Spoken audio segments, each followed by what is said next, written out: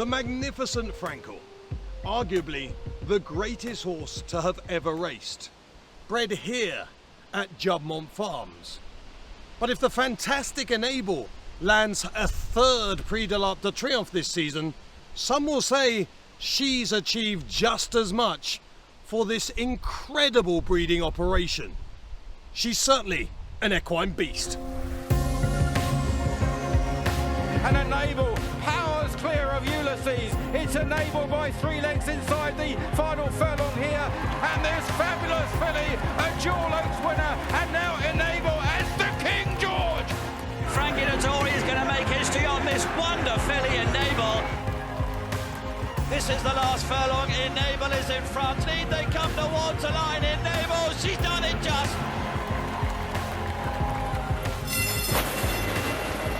They're off in the Breeders' Cup turf. It's Enable on the outside. Enable and Frankie Dettori. The Arc winner is the Breeders' Cup turf winner too.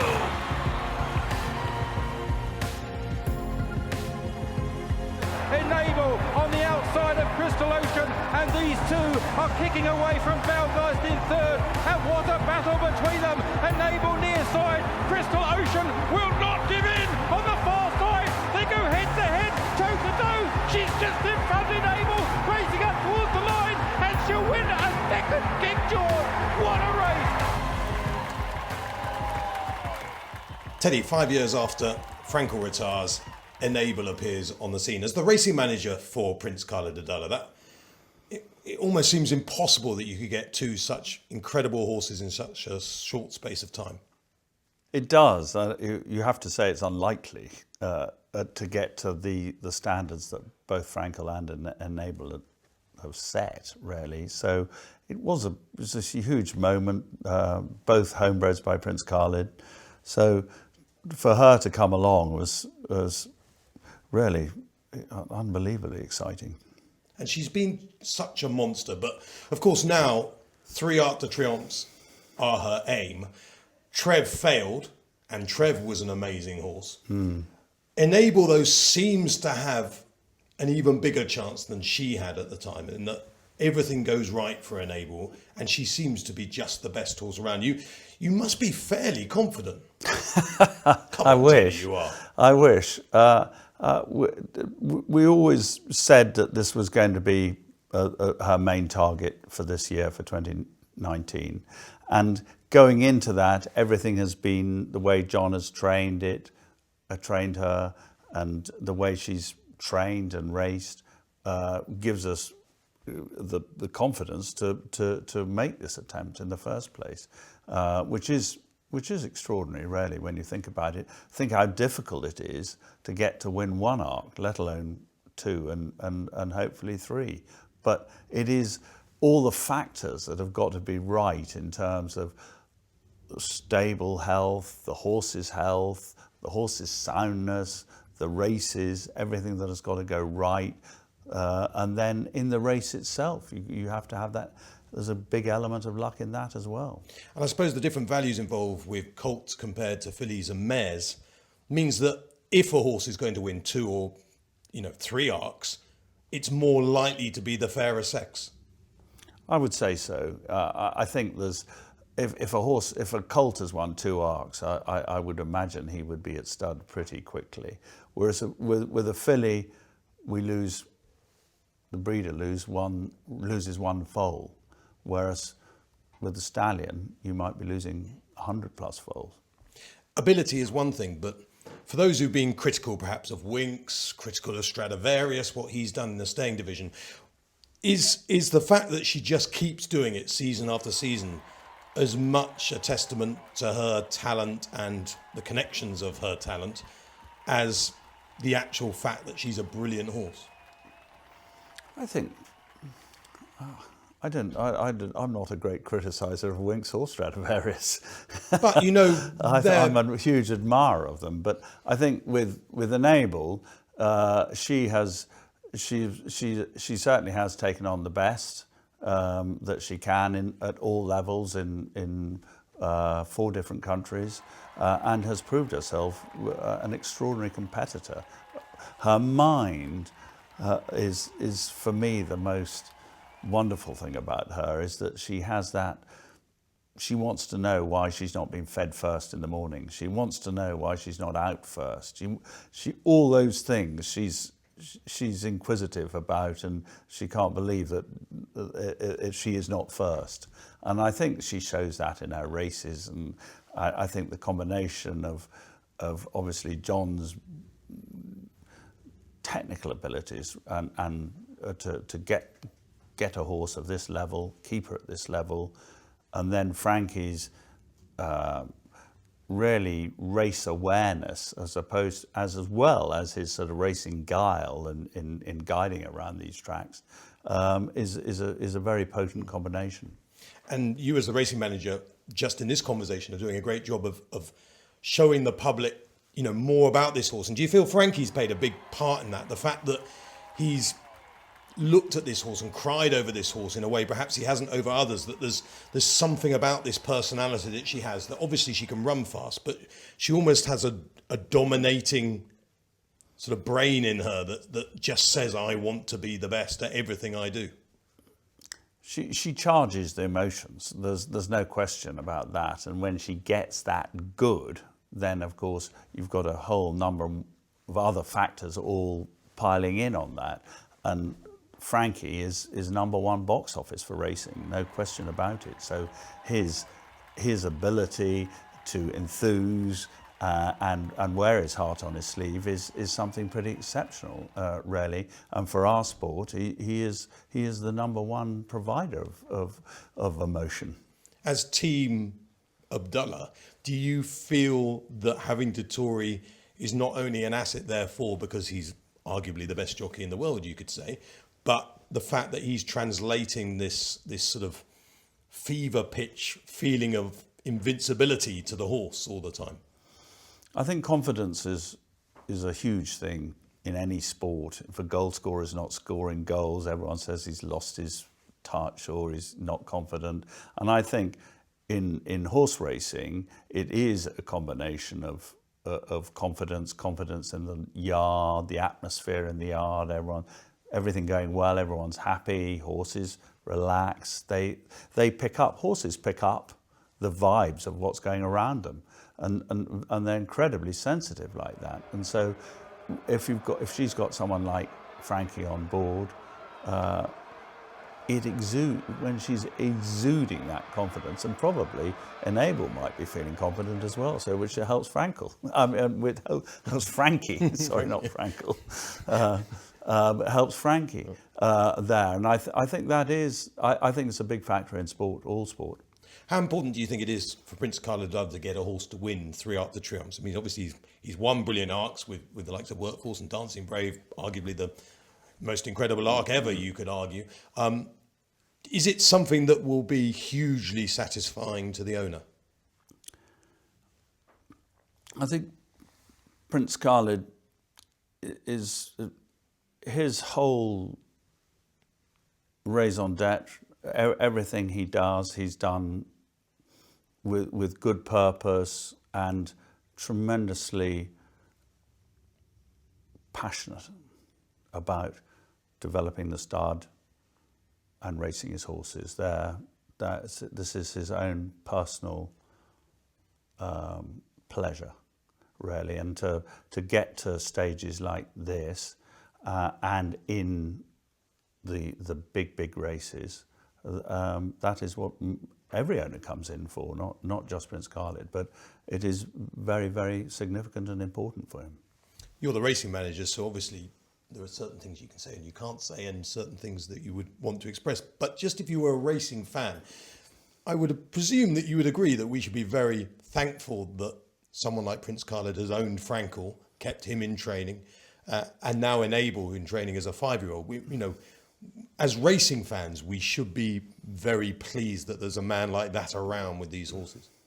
As I've said, he is enthusiastic. He's hugely enthusiastic, and to see his horses racing at the top level. Of course, there's always ups and downsides of every enterprise, and especially in horse racing, when when sometimes those decisions are not the best ideas, and so it from Prince Khalid's point of view, it is very, very important that that he can see the fruits of his passion. I think at Epsom in the Oaks, it was the first time we really saw her brilliance. I think when we saw that, I think no one was in any doubt of her calibre, and I think it was a race record time as well. I think from an exciting point of view, that was the beginning of the blooming.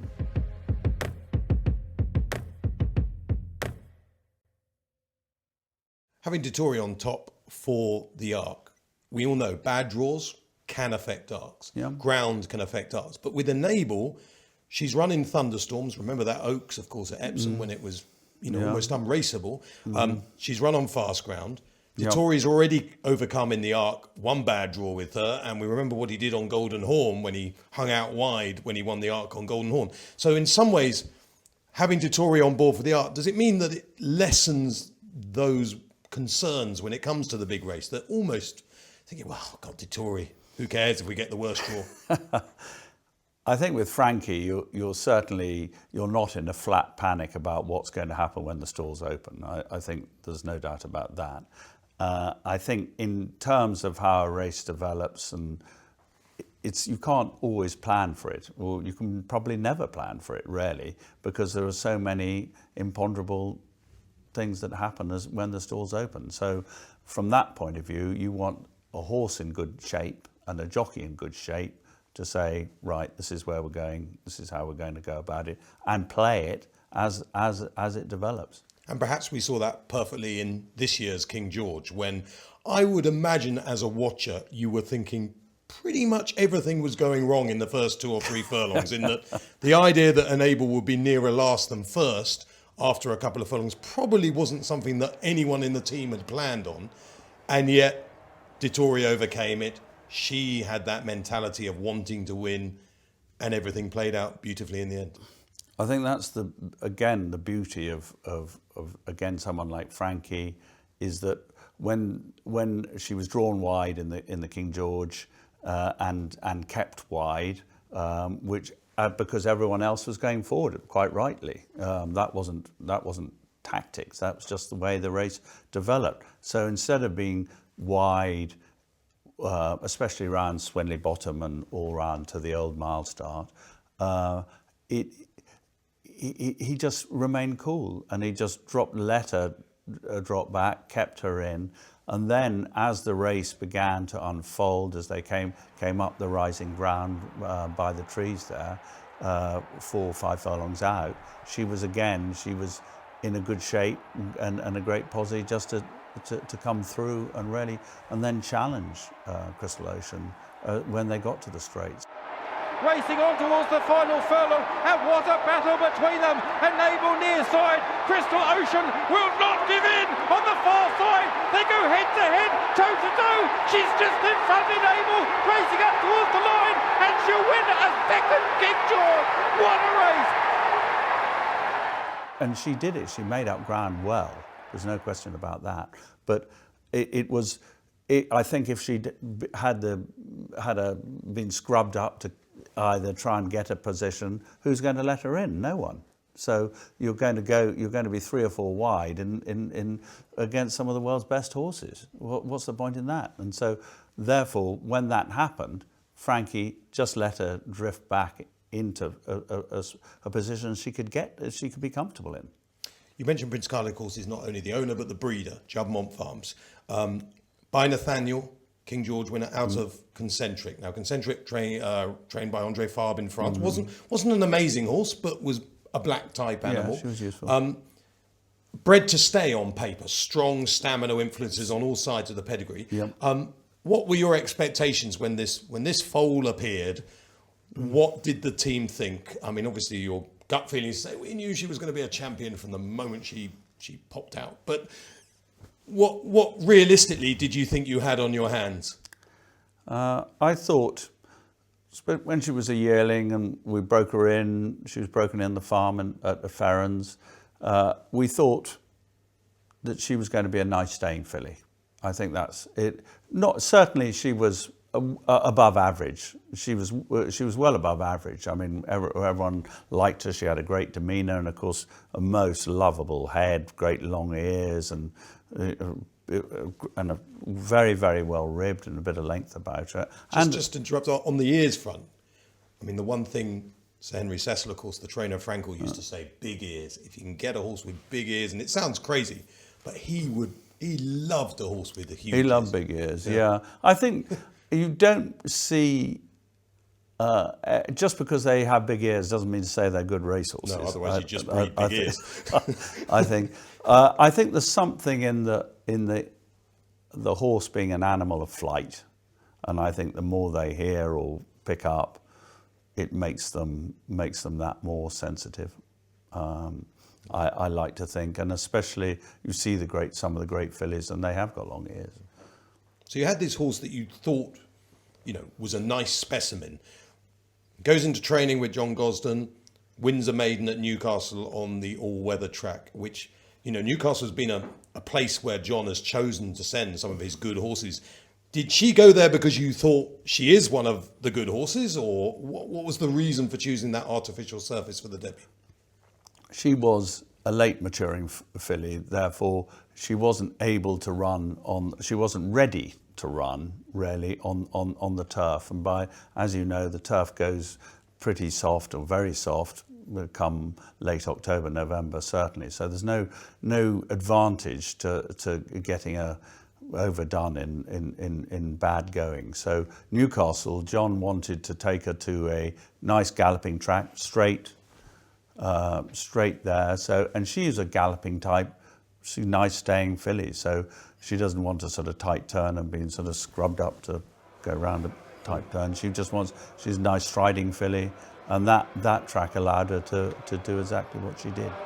Enable, she's laying down a strong challenge as they come inside the last furlong. Enable getting to Delagista, Gallifrey still staying on, and then Crimson Lake, but it is Enable that's put it to bed now under Robert Havlin and is coming clear of Gallifrey, and Enable is a clear winner. Earlier on in her career, she had a defeat at Newbury. Shutter Speed won, Juddmonte horse. Yeah. So in some ways a result. But in other ways, how frustrating or disappointed as a team now are you that she's not unbeaten? Or does it make no difference? The reason that the both fillies ran in this conditions race at Newbury in the spring was because they both got agendas that we by this stage we were extremely hopeful for Shutter Speed and pretty hopeful for Enable, because they'd come through the winter well and they were looking good, and their work and well-being and development had pleased. And so therefore there wasn't, in order to get Shutter Speed to the Musidora, and we thought she might be a 10 furlong filly, and she went on to the Prix d'Anne, and Enable, who we thought was going to be a staying filly, so she was going to head for Chester, and then a sort of Oaks programme if all went well. The timing, if you'd said one could run and one couldn't run, it would be off sync for the next race, i.e. the Cheshire Oaks, or in Enable's case, or the Musidora in Shutter Speed's case. So Prince Khalid was happy to run both because that was the reasoning. And at that stage, we were, it has to be said, all of us were more excited about Shutter Speed than we were about Enable. Yeah. But that turned around. So just reflecting on her wins since then, 2 classics, 2 King Georges, 2 Arcs, a Breeders' Cup turf. I mean, it's incredible what she's done. Are any of those moments, is there one that sticks in your mind where you thought, crikey, like, I can't believe what I'm seeing here?